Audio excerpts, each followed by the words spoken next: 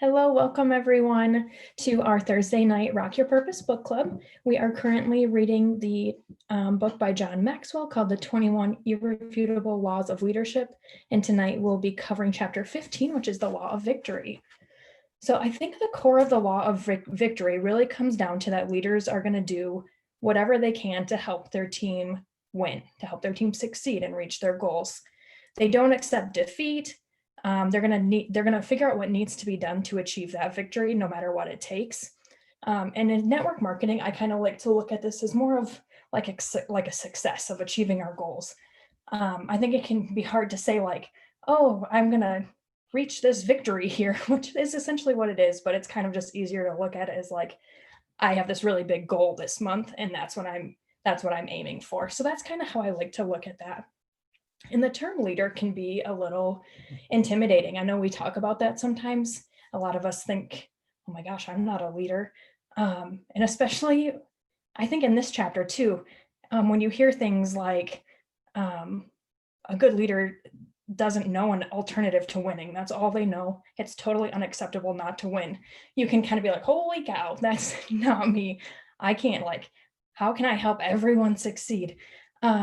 And it can be a little scary, but I think if we just break it down a little bit, it can seem much more achievable and it make the law of victory a little less intimidating. But let's say you had someone who joined this journey with you, just say they're just using the products. You're helping them towards their health goals. You're not just gonna, if they start detoxing or having some issues, you're not gonna just step back and just kind of let them go on their own. That's not what a good leader does. We're there for them throughout the whole process. Same thing if we have someone who starts sharing and building a business. If they're going for a big rank up, and say there's 2 days left of the month and they need 5 more orders for a big rank up, we're not going to say, oh, there's only 2 days left. That's, you need 5 new joins. That's probably not going to happen. So let's just try again next month. No, you're never going to do that. You're going to stay up late. You're going to get up early. You're going to, offer some incentive codes. That in my mind is kind of what the law of victory is. You're going to do everything you can to help that person achieve success, to help them achieve their goal. Kind of as John Maxwell got into this chapter, he started talking about Winston Churchill. And at first I was like, oh no, man, I'm not a history person. So the history buff stuff was throwing me off for a minute, but it actually relates really well. So Churchill spoke out against Hitler and the Nazis for years.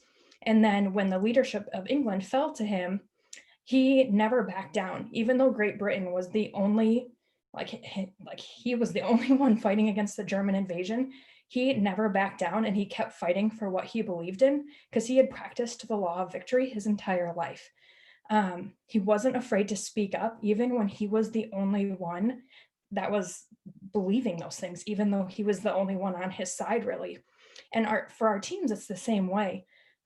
We can't be afraid to stand up for what we believe in. We have to fight for what we know is right and fight for our teams and their success. And so that's kind of what I took out of that part there with Winston Churchill and always standing up for what we believe in. There was a point where Winston Churchill must have been asked what his aim was, what his goal was. And he said, I can answer in one word: victory. So, I mean, what a prime example of this law here. And he went on to say that victory, however long and hard the road may be, so victory no matter what, essentially. So that's super powerful. It just goes to show that it's gonna, some months might be harder than others. Some months we might have to really put in a lot more effort, but no matter how long the road is, no matter how hard the road is, you just keep going to help your team get to their successes, to get to their goals. And that's what a good leader does. We can't compare our story to others either, because that's just gonna make it a lot harder. If you're constantly comparing yourself to others, it can be really hard to feel like you're being a good leader, even when you are. And this made me think of Fallon a little bit, who's the diamond on Pink Power. And some of you know, some of you may not know, she started sharing and then she got stuck for a while, which is okay. I think she was at gold for 2 years, I want to say. And it's just crazy to think that had she not persevered, had she not been resilient, had she just said, well, I'm stuck here, I guess I'm just gonna quit, none of us would be here. And how sad would that be to not know each other? So she wasn't willing to accept defeat. And that is what I think kind of made me think of that when I was looking at that part of the chapter there. Kind of another thing going in the same line there with Fallon is that great leaders do their best when the pressure is on. And she had so much to gain by being successful and bringing her team along with her to be successful that in that time frame, that was the only option in her mind. There was no other option. And that's, as a good leader, that's how we need to look at things.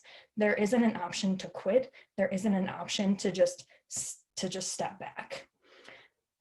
When the pressure is on, when we're running for rank ups, that's when the law of victory really comes out. Like I mentioned before, that's when we are going to be staying up late. We are going to be offering incentives. We're going to be doing whatever we can to help our team members who are building, to even us. It's important that we look at ourselves too, because we're all, like, even our business builders under us are all part of our team, and we're working together towards one big goal.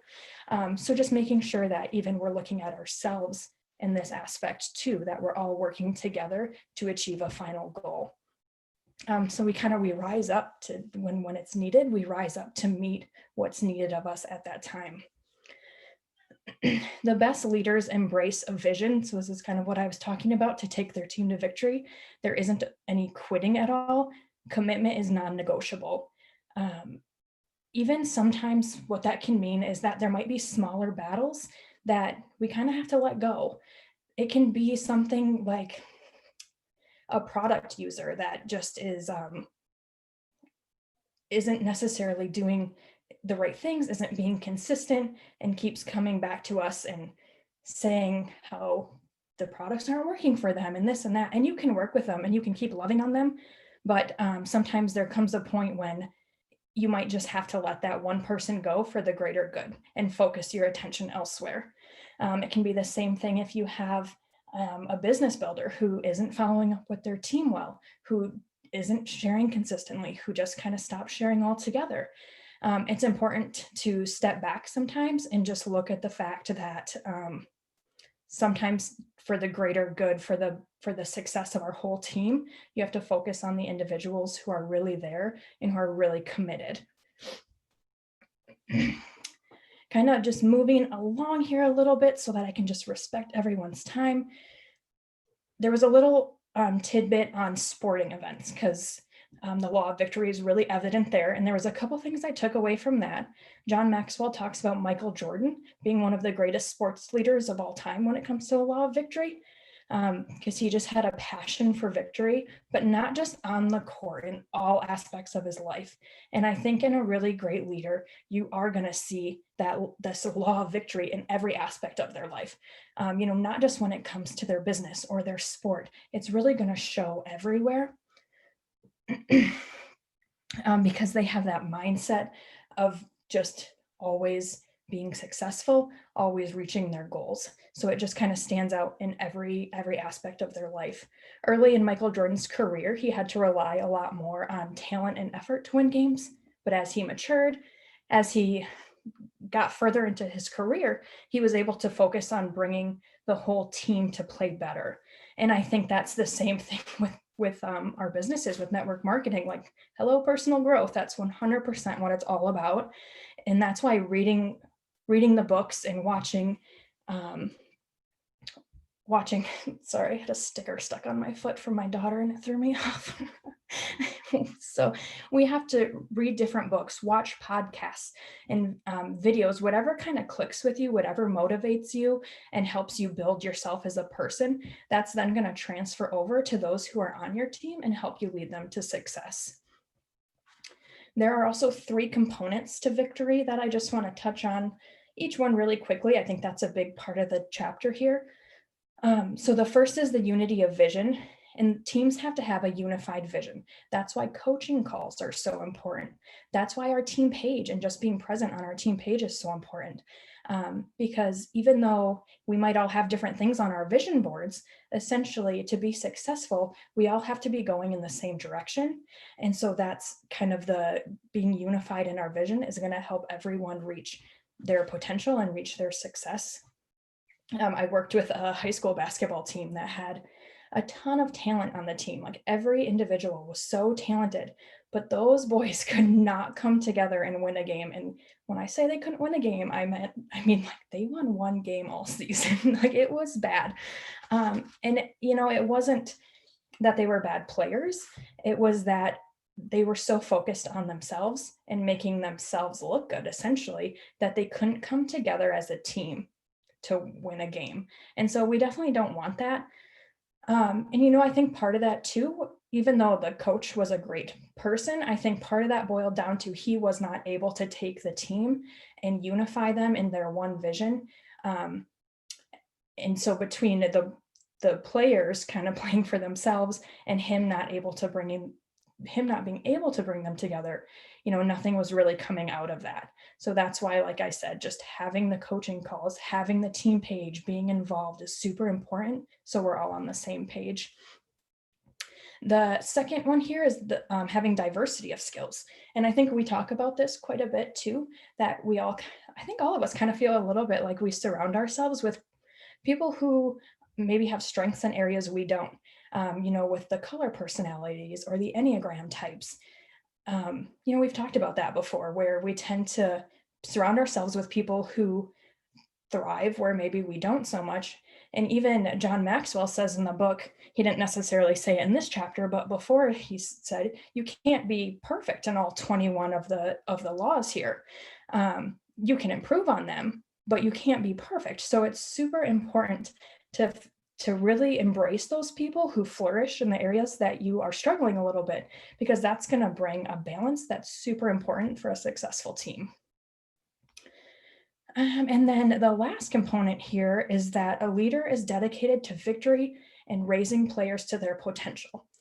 And essentially what this means is, like on a sports team, you can have all of the best players, but you can still lose if you don't have someone that is a good leader who's bringing that team together, unifying that vision. You know, that unity doesn't just come by itself. There has to be someone there. There has to be someone that's piecing together the puzzle, essentially. And that's what a good leader is going to do. And that is how they are going to bring out the potential in all their players together. And then on the last little section I want to talk about here, there was a couple areas that stuck out to me when John Maxwell started talking about the law of victory in businesses. So he was referring to Southwest Airlines and how they really struggled a lot as an airline company before they were kind of the powerhouse that they became. And what I thought was pretty neat is that there was a time when he talked about how they were having trouble filling their planes from one trip that went to and from Houston.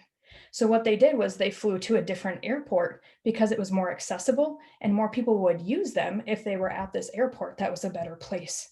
At one point, they had to sell one of their planes just to survive, and they were able to come up with a way to only be the other, I think, 3 planes that were left to only be on the ground for 10 minutes, so they could still maintain all of their routes and their schedules.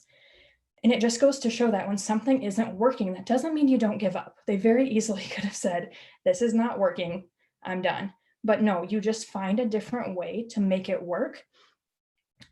If you send out 100 messages and not one person responds, that doesn't mean it's time to give up. It means it's time to tweak your message, to reach out in a different fashion. If you feel like you're stuck, you know, just kind of maybe in a little bit of a funk, stuck at the rank you're at, or just feeling like you're not kind of rising up like you feel like you should be, it doesn't mean it's time to give up. It means it's time to do some more of that personal growth, to find some things that motivate you and to keep you going.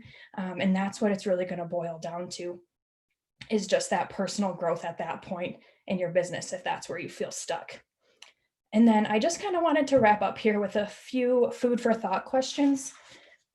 Gotta find my right page here. With the first one being is how dedicated are you to winning your game or essentially to achieving your goals for yourself and your team? I think it's really huge to ask ourselves that, to stay accountable to ourselves, but also to our teams.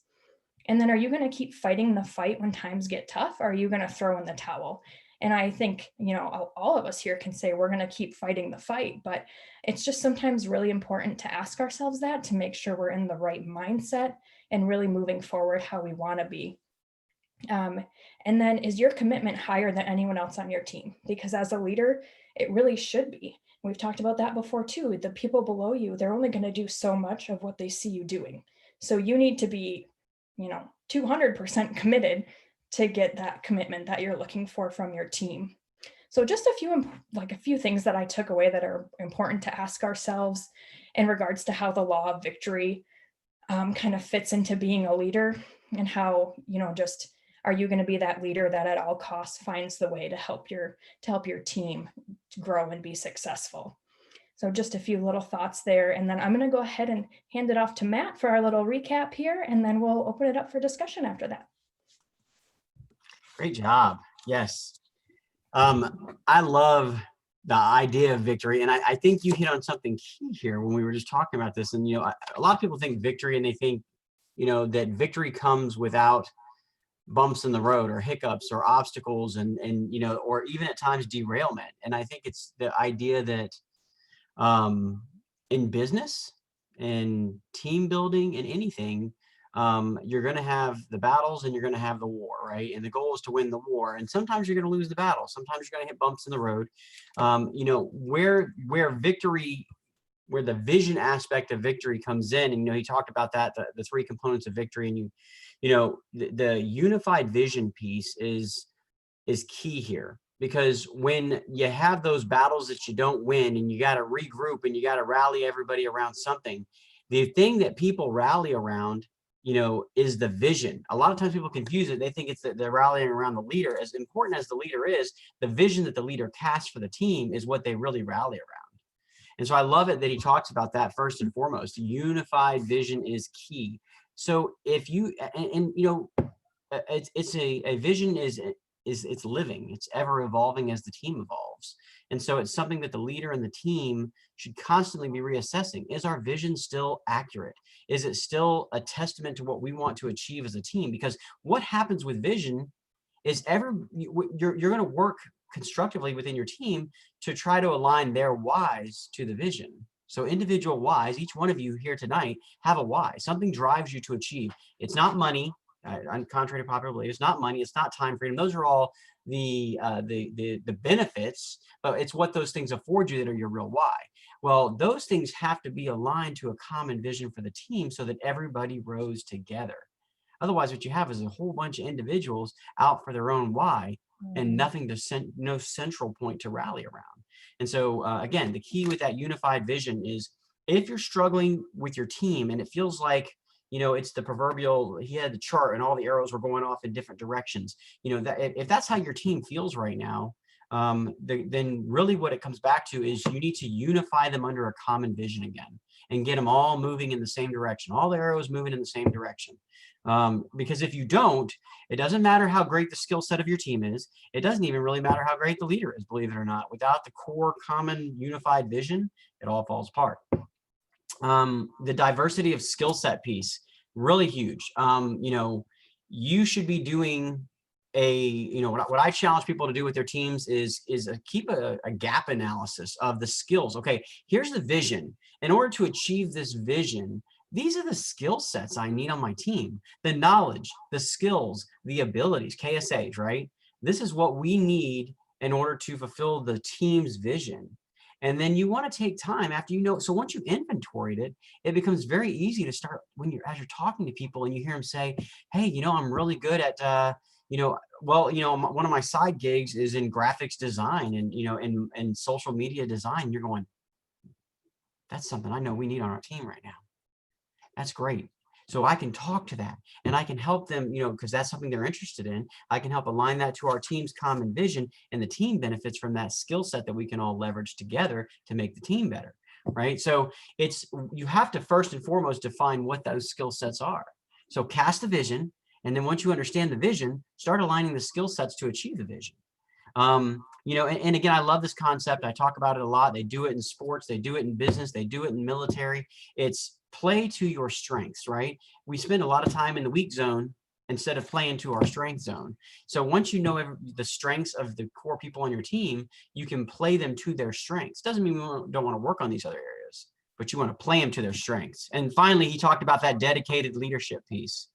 You know, the leader is essentially the person, if the vision is the flag that you hold up on the battlefield, and the skill set is the team that's, you know, that's on the battlefield fighting with you, the leader's the one holding that flag saying, hey, let's not forget, this is what we're aiming for. This is what we seek to achieve today.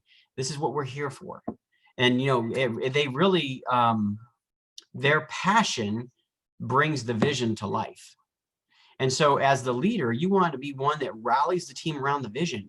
And that's really important, because there are going to be times where you hit the bump in the road or the obstacle, and people, if the vision isn't strong and the leader's not passionate and they can't connect those two dots, doesn't matter how great the team is, they're going to fall apart. That's the true test of a team, is when it's not when things are going great, when they're going wrong. That's the real test of the team, and the test of the leader, and the test of the vision. So, you know, when he talks about those three components of victory, he summarized that, he ended the chapter with that, because it was, I think that really are the three core tenets of that. You know, and again, I like application. I'm really big on, okay, what's the so what? So we read a lot of books. I got a whole bookshelf behind me, as you can see, full of books, but it means nothing if we don't learn how to apply it. And that should be your challenge in any of these book clubs, and any book that you pick up, is not just read it, it's read it and apply it, you know. And so when we talk about application, you know, as a leader, you have to be absolutely dedicated to the mission of your team's success. It is your fundamental tenet is the success of your team. That means staying up late. That means, you know, taking that late call. That means reevaluating their why, because whys change. What, you know, some people achieve their why because they don't set the true why. They achieve their why in this business, and sometimes they peak really early and they hit it really early, and then they're going, what do I do now?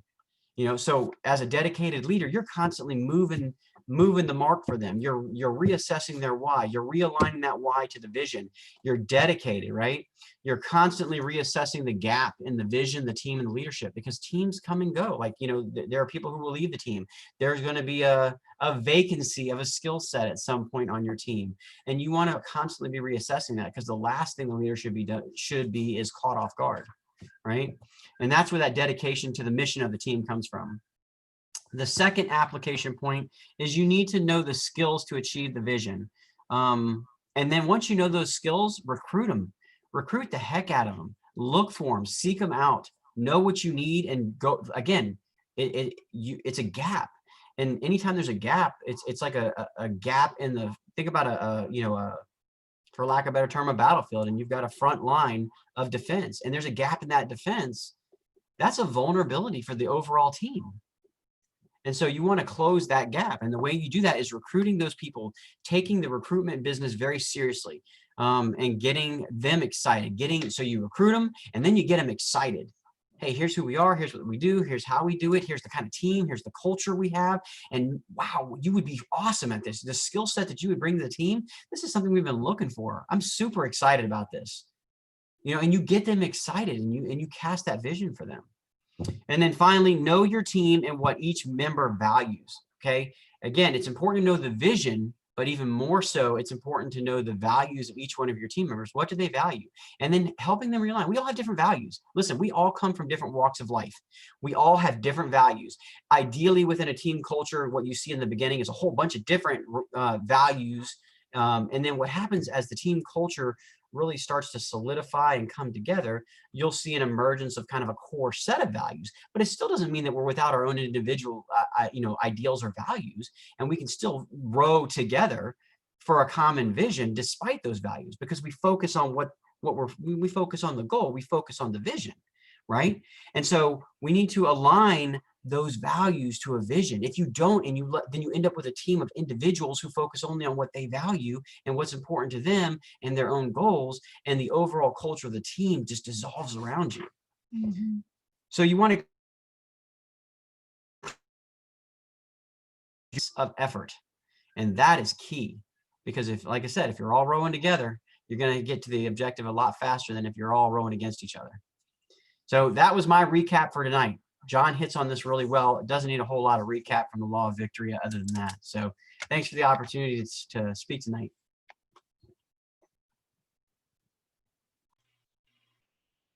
Okay, so I'm going to stop the recording.